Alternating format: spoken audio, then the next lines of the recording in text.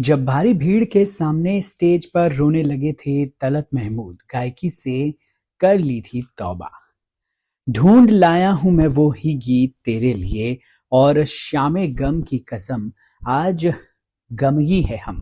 इस तरह के न जाने कितने ही गानों को तलत महमूद ने अपनी आवाज दी है। तलत महमूद के कितने ही गाने ऐसे हैं जिन्हें सुनते हुए अक्सर कई बुजुर्ग और युवा अपनी दोपहर और शामें गुजार देते हैं। अपनी सुरीली आवाज में तलत महमूद कोई भी गाना इतनी सरलता से गा जाते थे कि मानो ये उनके बाएं हाथ का कमाल हो।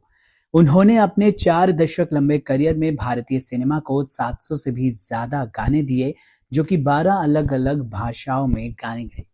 तलत महमूद वो शख्सियत थे जिन्होंने हिंदी सिनेमा में गजल गायकी को इस तरह से पेश किया था कि उन्हें फिल्म जगत में शहंशाह गजल के नाम से नवाजा गया था।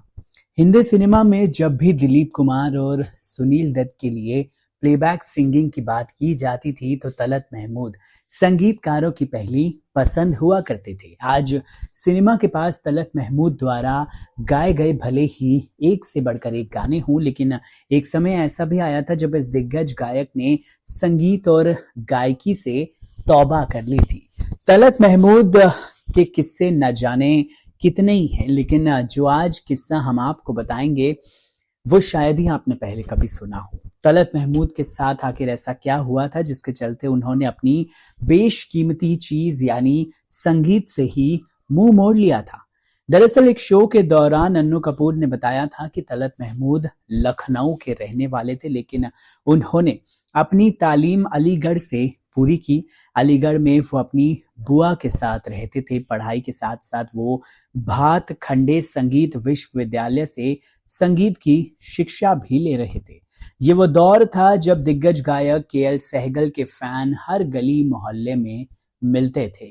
उन संगीत प्रेमियों की तरह तलत महमूद भी केएल सहगल की गायकी के दीवाने थे। इतना ही नहीं, तलत महमूद अपनी गायकी में केएल सहगल की नकल करने की कोशिश भी किया करते थे। केएल सहगल की तरह गाने और अंदाज की नकल करने की कोशिश तलत के जानने वालों को खूब पसंद आती। उस समय तलत महमूद अपने जानने वालों के यहाँ शादी और पार्टियों में गाना भी गाया करते थे। उनका अंदाज लोगों को खूब भाता था। तलत महमूद की गायकी के काफी चर्चे थे। एक बार हुआ यूं कि अलीगढ़ विश्वविद्यालय के छात्रों के प्रोग्राम में तलत महमूद को गाना गाने का मौका मिला।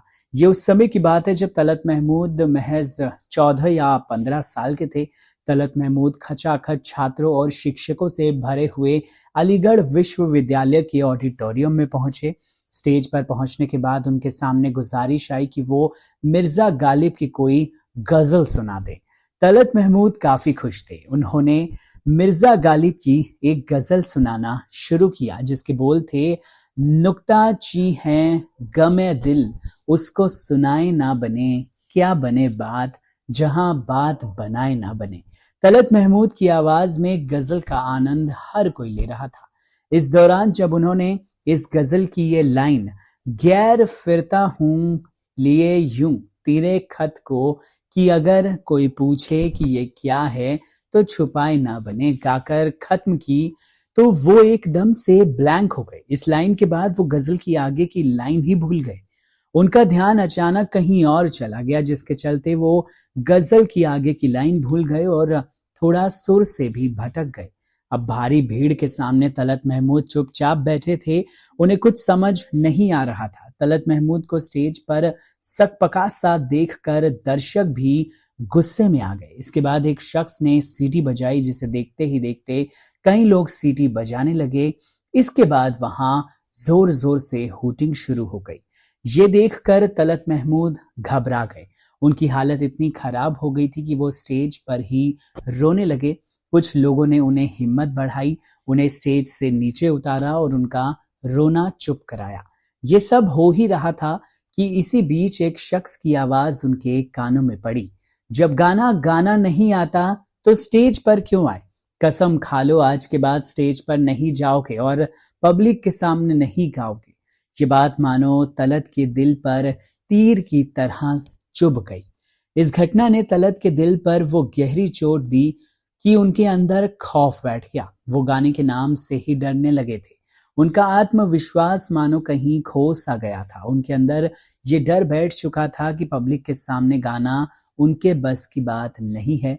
पर तलत महमूद को इस तरह से खौफ के मंजर में समाया देख उनकी बुआ ने उन्हें डर के साए से बाहर निकाला। बुआ ने उन्हें खूब समझाया और उन्हें हिम्मत दी, जिसके चलते तलत महमूद का खोया हुआ आत्मविश्वास एक बार फिर लौटा। संगीत में अगर आज तलत महमूद का इतना नाम है तो वो उन्हीं की बुआ के कारण है। तलत की बुआ की बदौलत ही उनका दाखिला मॉरिस कॉलेज ऑफ म्यूजिक में हुआ था। तलत के पिता नहीं चाहते थे कि बेटा म्यूजिक में करियर बनाए, लेकिन बुआ ने उनके वालिद को कैसे भी मनाकर उनका दाखिला करवाया। कदम कदम पर बुआ ने तलत को हिम्मत दी, जिसके चलते वो आज तक शहंशाह गजल कहलाए जाते हैं। बहरहाल इस वीडियो को लेकर क्या है आपकी राय, कमेंट सेक्शन में जरूर लिखकर बताइए और ऐसे ही और दिलचस्प किस्सों के लिए आप चैनल को जरूर सब्सक्राइब कर लीजिए। नमस्कार।